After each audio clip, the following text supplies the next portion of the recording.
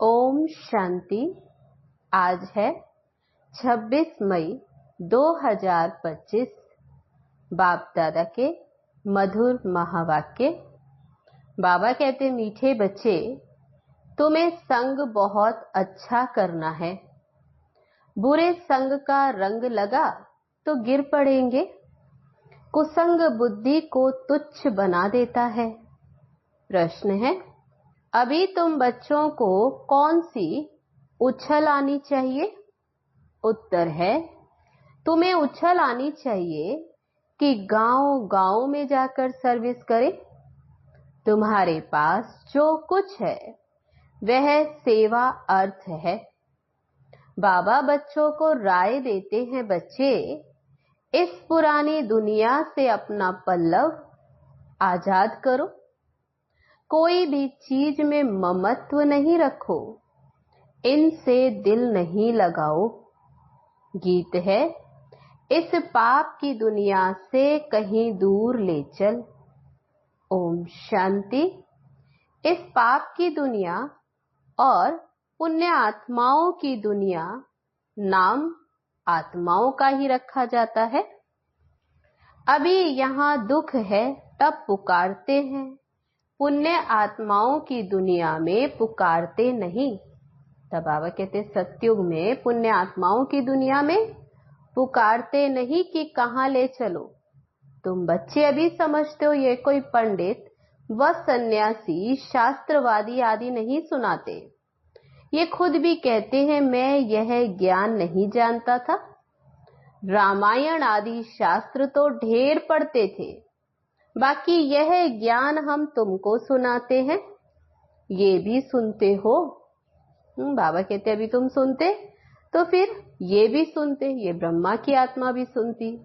अभी ये है पाप आत्माओं की दुनिया। पाप आत्माओं के लिए सिर्फ कहेंगे कि ये होकर गए हैं, बस पूजा करके आ जाएंगे, शिव की पूजा करके आएंगे। तुम बच्चे अभी किसकी पूजा करेंगे? तब बाबा कहते, तुम किसकी करेंगे पूजा? तुम जानते हो कि ऊंच से ऊंच भगवान वह शिव है। वह ओबीडियंट बाप, टीचर्स, ओबीडियंट प्रिसेप्टर साथ ले जाने की गारंटी और कोई गुरु आदि कर न सके। सो भी वह कोई सबको थोड़े ले जाएंगे। तब बाबा कहते, वो गुरु की बात करें तो वह भी सबको थोड़े ही ले जाएंगे। अभी तुम सन्मुख बैठे हो। यहां से अपने घर में जाने से ही फिर तुम भूल जाएंगे। तब बाबा कहते हैं, यहाँ मधुबन में अभी तुम बाबा के सन्मुख बैठे हो, फिर घर जाते हो तो भूल जाते। यहाँ सन्मुख सुनने में मजा आएगा। बाप घड़ी घड़ी कहते, बच्चे अच्छी रीति पढ़ो, इसमें गफलत नहीं करो। तो बाबा कहते, पढ़ाई में गफलत नहीं करो, कुसंग में नहीं फंसो, नहीं तो और ही तुच्छ बुद्धि हो जाएंगे।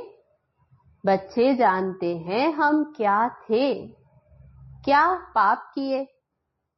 अब हम ये देवता बनते हैं। ये पुरानी दुनिया अब खत्म होनी है, फिर यहाँ मकान आदि की क्या परवाह रखनी। इस दुनिया का जो कुछ है वह सब भूलना है। बाबा कहते, भूलना है, नहीं तो वे रुकावट डालेंगे, इसमें दिल लगता नहीं। हम नई दुनिया में अपने हीरे जवाहरातों के महल जाकर बनाएंगे, तब बुद्धि में ये रहेगा। फिर बाबा कहते, यहाँ के पैसे आदि कोई चीज अच्छी लगती होगी तो शरीर छोड़ते समय उसमें ही मोह चला जाएगा। हमारा हमारा करेंगे तो वे पिछाड़ी में सामने आ जाएगा।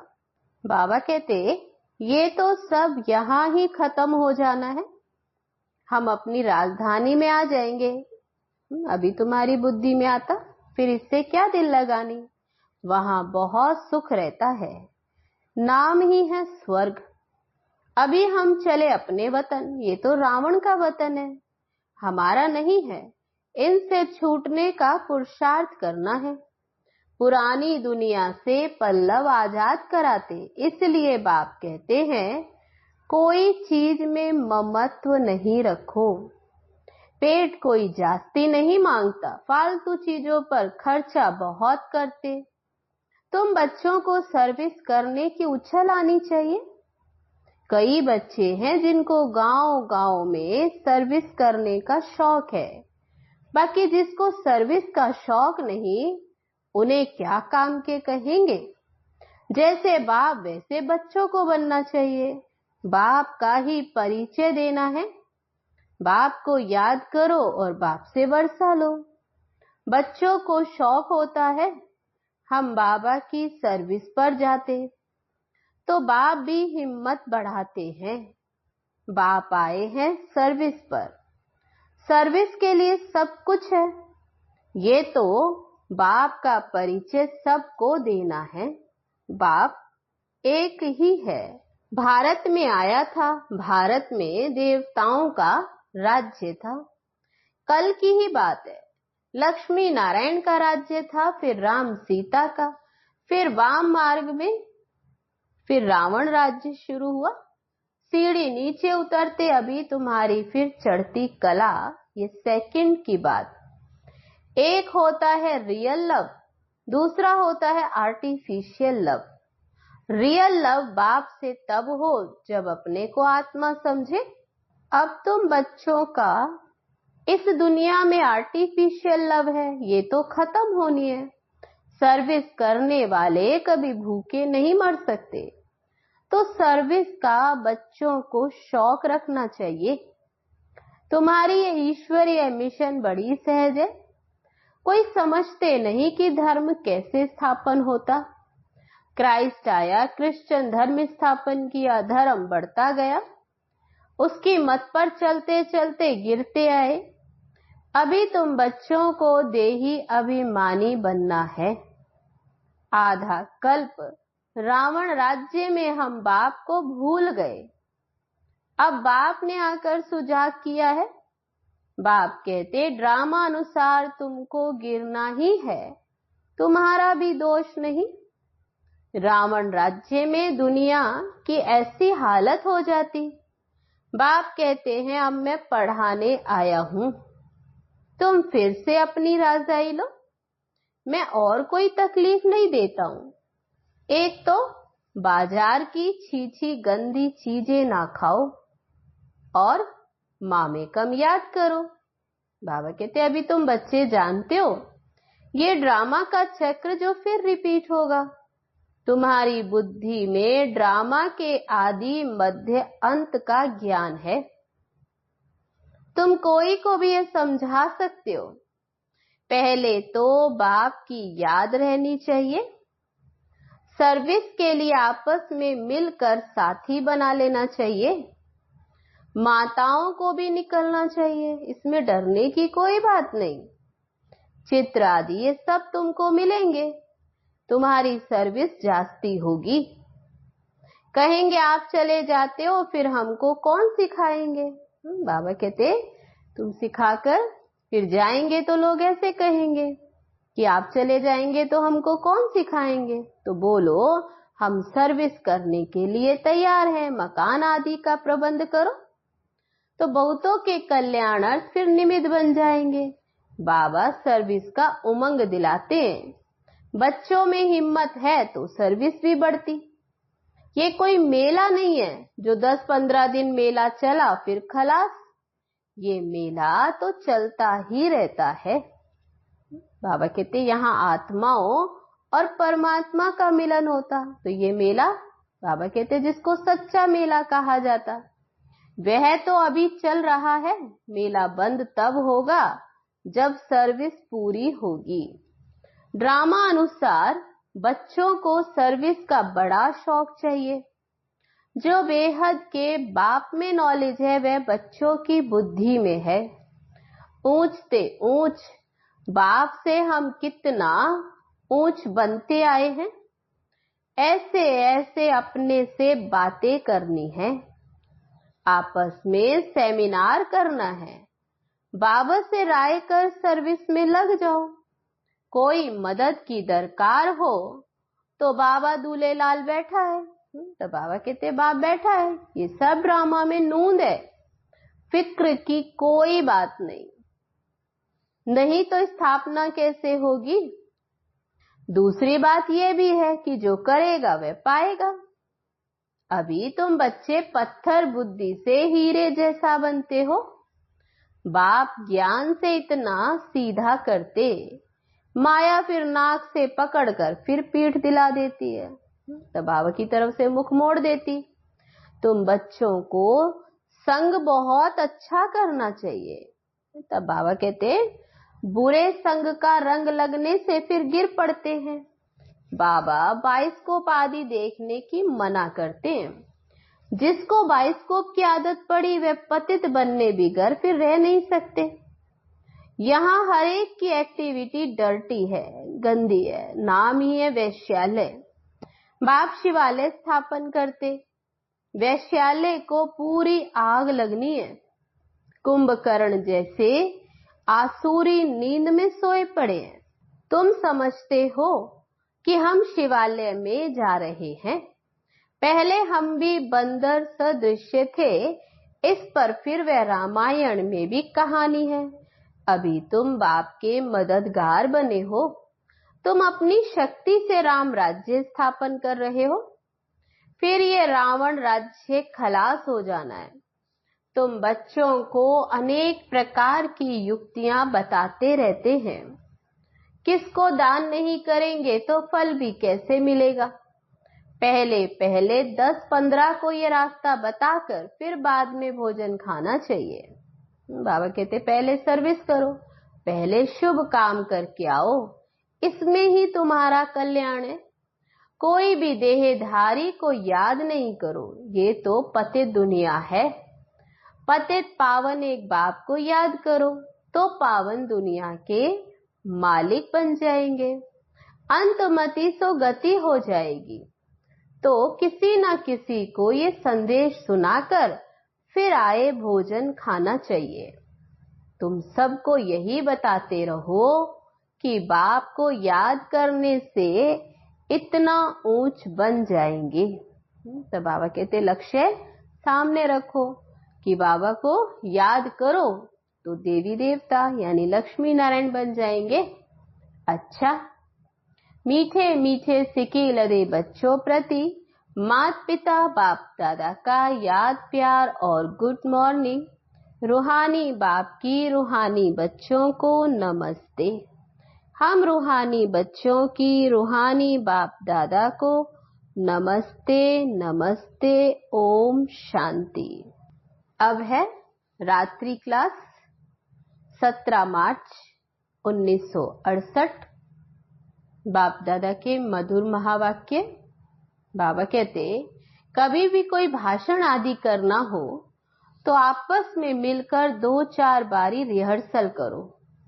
पॉइंट्स एडिशन करेक्शन कर तैयार करो तो फिर रिफाइन भाषण करेंगे। मूल एक बात पर तो बाबा ने टेंशन दिलाया, गीता के भगवान पर ही तुमने विजय पाई, तब ये टॉपिक हो। तो बाबा कहते तुमने विजय पाई तो फिर सभी बातों में विजय हो जाएगी। गीता का भगवान कौन? बाबा कहते इस पर भाषण करो। इसके लिए कॉन्फ्रेंस तो होगी ना। समझते रहेंगे झाड़ की वृद्धि तो जरूर होनी है। माया के तूफान तो सभी को लगते। अक्सर करके लिखते बाबा हमने काम की चमाट खाई, इसको कहा जाता कमाई चट। क्रोध आदि किया तो कहेंगे कुछ घाटा पड़ा, इसके लिए समझाना पड़ता है। काम पर जीत पहन जगत जीत बनते। काम से हारे हार होती, काम से हारने वाले की कमाई चट हो जाती है, दंड पड़ जाता। मंजिल बहुत बड़ी है, इसलिए फिर बड़ी खबरदारी रखनी पड़ती है। तुम बच्चे जानते हो 5000 वर्ष पहले भी हमको बादशाही मिली थी। अभी फिर से दैवी राजधानी स्थापन हो रही है। इस पढ़ाई से हम उस राजधानी में जाते हैं तो सारा मदार है पढ़ाई पर। पढ़ाई और धारणा से ही बाप समान बनेंगे। तब बाबा ने टेंशन दिलाया, फिर रजिस्टर भी चाहिए ना, जो ये मालूम पड़े कि कितनों को आप समान बनाया। जितना जास्ती धारणा करेंगे उतना ही मीठा बनेंगे।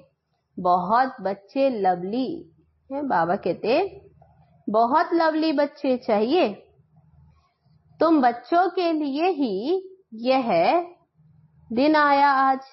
तब गाते ना आखिर वह दिन आया आज, तो तुम बच्चों के लिए ही वह दिन आया जिसके लिए मनुष्य बहुत कोशिश करते हैं कि मुक्ति में जावे। बाप सभी को इकट्ठा ही मुक्ति जीवन मुक्ति देते हैं। जो देवता बनने का पुरुषार्थ करते हैं वही जीवन मुक्ति में आएंगे, बाकी तो सभी मुक्ति में जाएंगे। हिसाब एक्यूरेट नहीं निकाल सकते। कोई तो रहेंगे भी, विनाश का साक्षात्कार करेंगे। बाबा कहते सुहावना समय भी देखेंगे।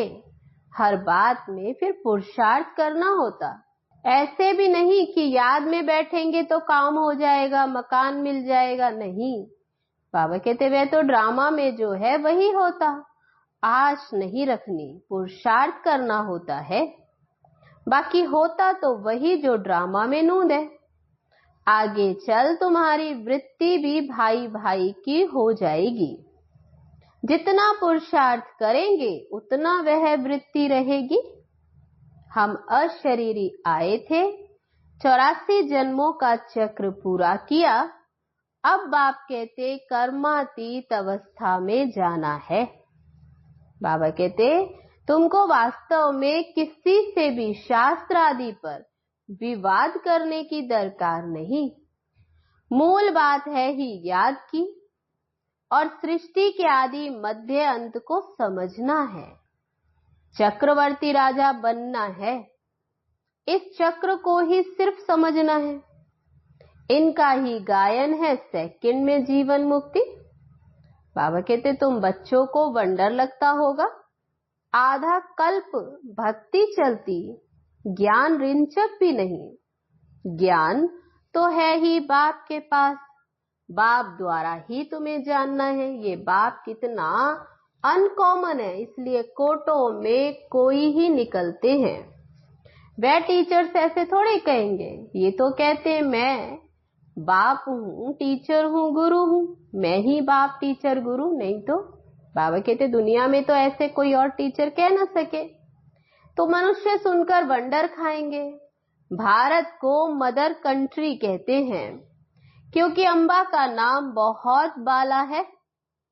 अम्बा के मेले भी बहुत लगते हैं। अम्बा मीठा अक्षर है। छोटे बच्चे भी माँ को बहुत प्यार करते हैं क्योंकि माँ खिलाती है, पिलाती, संभालती। अब अम्बा का बाबा भी चाहिए। ये तो बच्ची है, एडाप्टेड, इनका पति तो है नहीं। तब मम्मा की बात करते हुए बाबा ने कहा ये तो एडाप्टेड है, इनका कोई पति नहीं। ये नई बात है ना। प्रजापिता ब्रह्मा जरूर एडाप्ट करते होंगे। ये सभी बातें अभी बाप ही आकर तुम बच्चों को समझाते हैं। तो बाबा कहते ये मम्मा भी एडाप्टेड बच्ची है।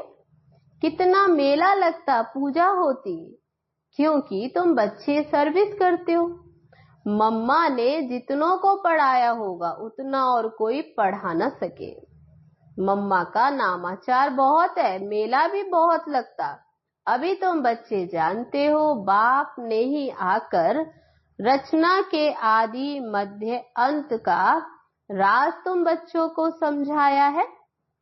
तुमको बाप के घर का भी मालूम पड़ा है। बाप से ही लव है, घर से भी लव है। तो बाबा कहते ये ज्ञान तुमको अभी मिलता है इस पढ़ाई से। कितनी कमाई होती? तो बाबा भी तुम्हें जो पढ़ाई पढ़ाते इससे कितनी कमाई होती है? तो खुशी होनी चाहिए ना। और तुम हो बिल्कुल साधारण, दुनिया का पता नहीं है। बाप आकर ये नॉलेज सुनाते हैं। बाप ही आकर सभी नई नई बातें बच्चों को सुनाते हैं। नई दुनिया बनती है बेहद की पढ़ाई से। पुरानी दुनिया से फिर वैराग्य आ जाता। तुम बच्चों के अंदर में ये ज्ञान की खुशी रहती है। बाप को और घर को याद करना है। घर तो सभी को जाना ही है। बाप तो सभी को कहेंगे ना, बच्चों हम तुमको मुक्ति जीवन मुक्ति का वर्षा देने आया हूं, फिर भूल क्यों जाते हो? बाबा कहते मैं तुम्हारा बेहद का बाप हूं, राजयोग सिखलाने आया हूं, तो क्या तुम श्रीमत पर नहीं चलेंगे? फिर तो बहुत घाटा पड़ जाएगा। ये है बेहद का घाटा। बाप का हाथ छोड़ा तो कमाई में घाटा पड़ जाएगा। तब बाबा ने अटेंशन दिलाया कि बाप का हाथ छोड़ना माना ही घाटा पड़ जाना। अच्छा, गुड नाइट। हम रूहानी बच्चों की रूहानी बाप दादा को गुड नाइट, नमस्ते, ओम शांति। अब सुनते हैं आज का वरदान। त्रिकालदर्शी स्टेज द्वारा व्यर्थ का खाता समाप्त करने वाले सदा सफलता मूर्त भव।